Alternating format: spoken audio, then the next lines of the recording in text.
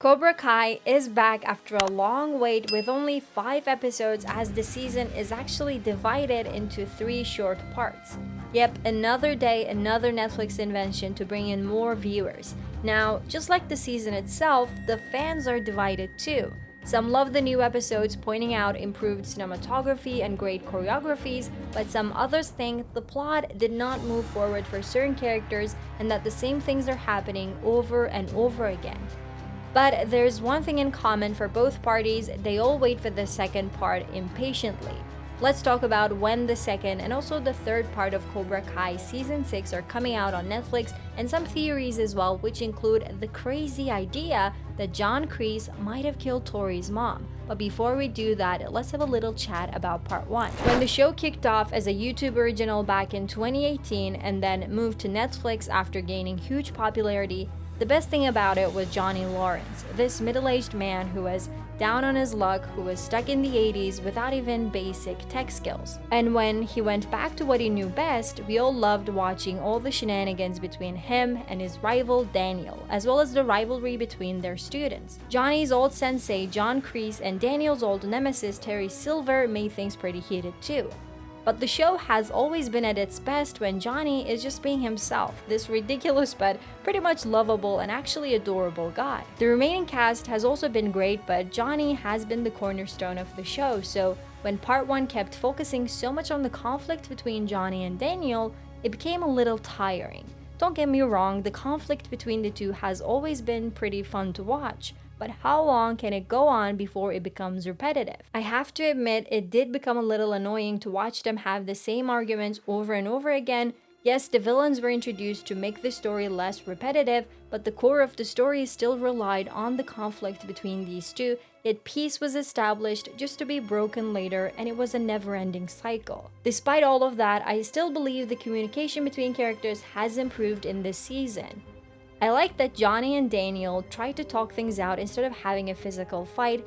I also appreciated the fact that the show is trying to develop the characters outside of the core group instead of letting them disappear like many other shows do. I should also point out the amazing performance by Peyton List, who knocked it out of the park, especially in episode 5.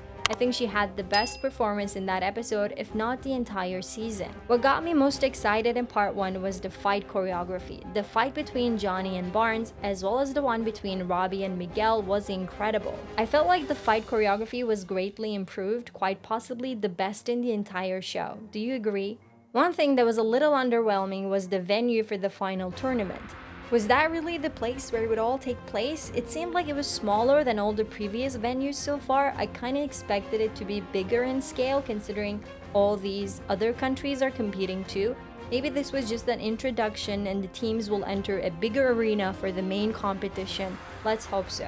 And how the hell the Spanish government did not extradite a wanted felon and fugitive who committed multiple violent felonies, who's now coaching a youth karate tournament? Like, how does he manage to go all over the world as a wanted fugitive and show his face at an internationally broadcast tournament? Does that make sense to any of you?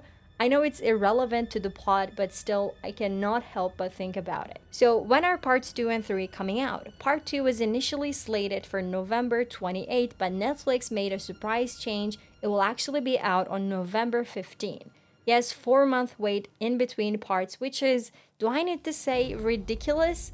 And part 2 will also have 5 episodes. I understand that dividing seasons into 2 works for Netflix, but why can't they do it with just a month-long break like they recently did with Bridgerton Season 3? That I will never understand. As for part 3, which will have another 5 episodes, the release date is sometime in 2025. It's as vague as it gets. But let's hope that since there are 4 months between parts 1 and 2, there will be another 4 between parts 2 and 3. In that case, I would expect the final part in March 2025. Let's also discuss some theories for the remaining episodes. To me, it's obvious that Tori will switch sides again, that's a given. I also think John Kreese might have killed Tori's mom because she was making a fist as she was dying, and that didn't seem right to me. Kreese might have had something to do with her death, and that could be revealed in part 2 or 3.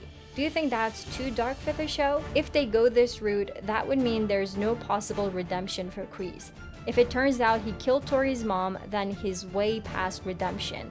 I have a feeling we might see him die at the end of the show. I also have a feeling Johnny and Daniel will visit Terry Silver in prison, asking for his help to stop Kreese and Cobra Kai. A character as big as Terry would not go out without making a final return. There's still unresolved conflict between him and Kreese, so that should be resolved somehow. Do you think Terry Silver is coming back for the remaining episodes? Tell me below. Don't forget to like, share, and subscribe. See you soon.